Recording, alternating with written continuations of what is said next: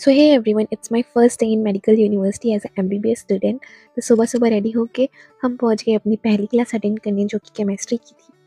And honestly I was very very excited. Finally the dream of wearing a white apron came true.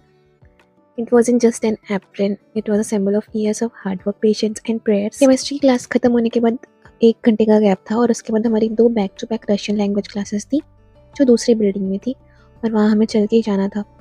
Since it was our first day, हमारे पास student IDs भी नहीं थी, तो हमें नाम पूछ के एंट्री कराई जा रही थी उधर। और हर बिल्डिंग में एंट्री करने के बाद हमें जैकेट सबमिट करने पड़ते हैं और कहीं कहीं तो बूट्स भी चेंज करने पड़ते हैं। तो जैकेट चेंज करने के बाद हम क्लास में गए, and there the madam started teaching us Russian alphabets, completely new language, new place, new beginning. एक क्लास के बाद हमें 10 मिनट का ब्रेक मिला, देन नेक्स्ट क्लास शुरू हुई।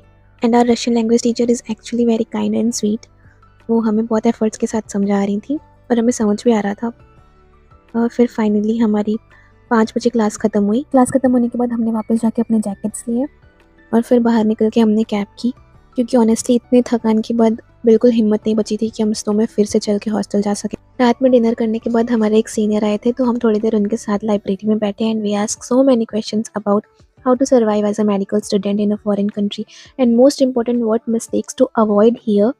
It was actually very motivating and reassuring to talk to someone who has already walked this path. And that's how my first day in medical university ended, exhausted, emotional, but extremely, extremely grateful.